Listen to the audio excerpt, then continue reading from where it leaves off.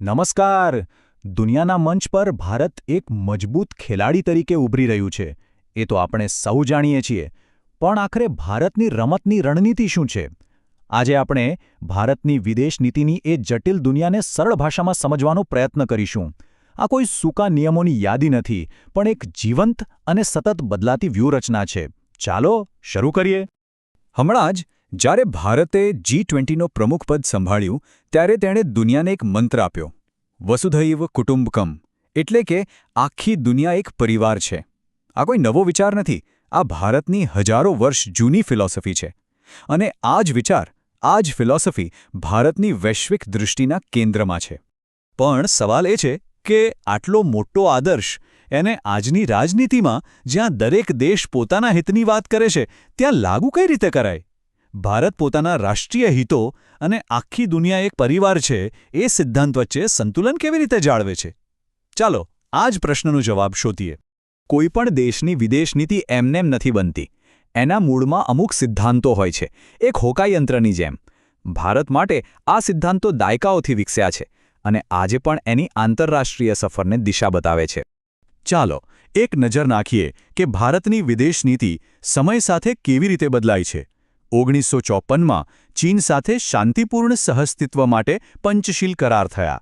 પછી જ્યારે દુનિયા અમેરિકા અને સોવિયત સંઘ બે ભાગમાં વહેંચાયેલી હતી, ત્યારે ભારતે કોઈની ટીમમાં જોડાવાને બદલે બિનજોડાણવાદી રહેવાનું પસંદ કર્યું. 1996માં ગુજરાલ સિદ્ધાંત આવ્યો, જેણે નાના પાડોશી દેશોને મદદ કરવાની વાત કરી. અને આજે જે શબ્દ સૌથી વધુ ચર્ચામાં છે તે છે વ્યૂહાત્મક સ્વાયત્તતા. તો આ ફેન્સી શબ્દ વ્યૂહાત્મક સ્વાયત્તતા, એનો મતલબ શું? એકદમ સાદી ભાષામાં કહીએ તો એનો અર્થ છે પોતાના નિર્ણયો પોતે લેવાની આઝાદી. કોઈના દબાણમાં આવ્યા વગર, કોઈ એક ટીમમાં જોડાયા વગર, ફક્ત અને ફક્ત પોતાના દેશના હિતમાં જે શ્રેષ્ઠ હોય તે જ કરવું. આ આજે ભારતની વિદેશ નીતિનો મુખ્ય મંત્ર છે. હવે આ માત્ર વાતું નથી. આનું એકદમ તાજું ઉદાહરણ જોઈએ.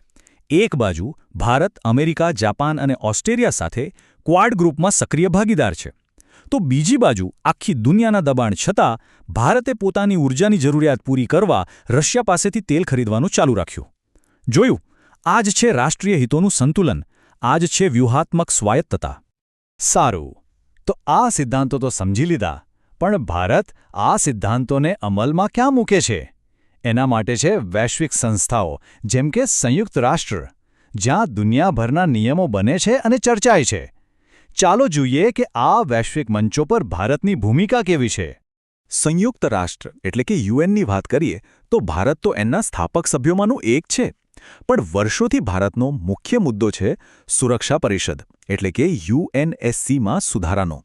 ભારતનું કહેવું છે કે દુનિયા બદલાઈ ગઈ છે, તો પછી સુરક્ષા પરિષદ કેમ નહીં? એટલે જ ભારત, જાપાન, જર્મની અને બ્રાઝિલ, આ 4 દેશોનું G4 ગ્રુપ કાયમી સભ્યપદ માટે જોરદાર દાવેદારી કરી રહ્યું છે. હવે વાત કરીએ પૈસાની. 2 મોટા નામ છે, વર્લ્ડ બેંક અને IMF. ઘણા લોકો આમાં કન્ફ્યુઝ થાય છે. ચાલો સહેલાઈથી સમજીએ. વિશ્વ બેંક એ લાંબા ગાળાના વિકાસ પ્રોજેક્ટ્સ માટે લોન આપે છે, જેમ કે કોઈ દેશમાં રોડ, બ્રિજ કે સ્કૂલ બનાવવા હોય. બીજી બાજુ IMF એક ઇમરજન્સી ડોક્ટર જેવું છે.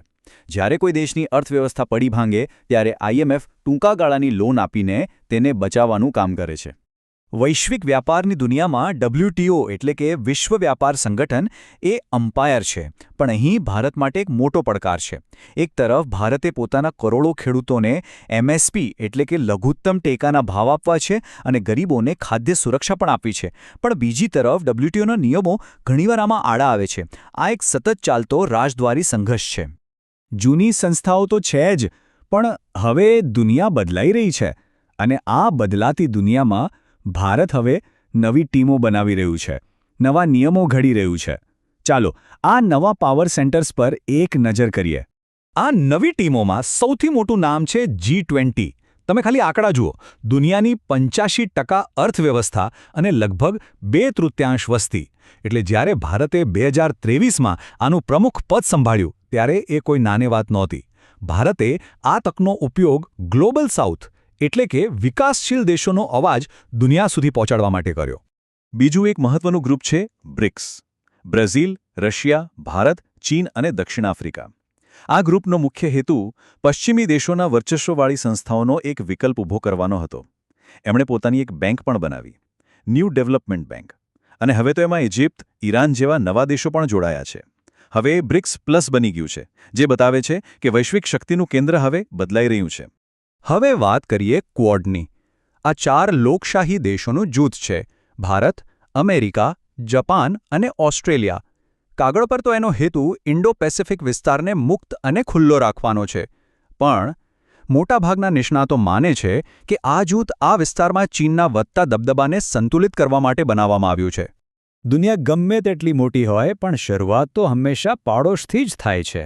ભારતની નેબરહુડ ફર્સ્ટ પોલિસી હેઠળ છેલ્લા કેટલાક સમયમાં એક મોટો વ્યૂહાત્મક ફેરફાર જોવા મળ્યો છે. આને સમજવા માટે 2 ગ્રુપ જોઈએ: સાર્ક અને બિમસ્ટેક. સાર્ક, જેમાં પાકિસ્તાન પણ સભ્ય છે, એ રાજકીય મતભેદોને કારણે લગભગ નિષ્ક્રિય થઈ ગયું છે. એટલે ભારતે હવે પોતાનું ફોકસ બિમસ્ટેક પર શિફ્ટ કર્યું છે. કેમ? કારણ કે આમાં પાકિસ્તાન નથી અને તે દક્ષિણ એશિયાને દક્ષિણ પૂર્વ એશિયા સાથે જોડે છે. આ ભારતની એક્ટ ઈસ્ટ નીતિને પણ મજબૂત બનાવે છે. તો આપણે જોયું કે ભારત કેવી રીતે જૂના સિદ્ધાંતો અને નવી વાસ્તવિકતાઓ વચ્ચે તાલમેલ બેસાડી રહ્યું છે. એક તરફ જૂની સંસ્થાઓમાં સુધારાની માંગ છે, તો બીજી તરફ નવા સંગઠનોનું નિર્માણ થઈ રહ્યું છે. ભારતની વિદેશ નીતિ સતત વિકસી રહી છે. પણ આ ઝડપથી બદલાતી દુનિયામાં ભારતનું હોકાયંત્ર આગળ કઈ દિશા બતાવશે? આ એ સવાલ છે જેનો જવાબ આવનારા દાયકાઓનું ભવિષ્ય નક્કી કરશે.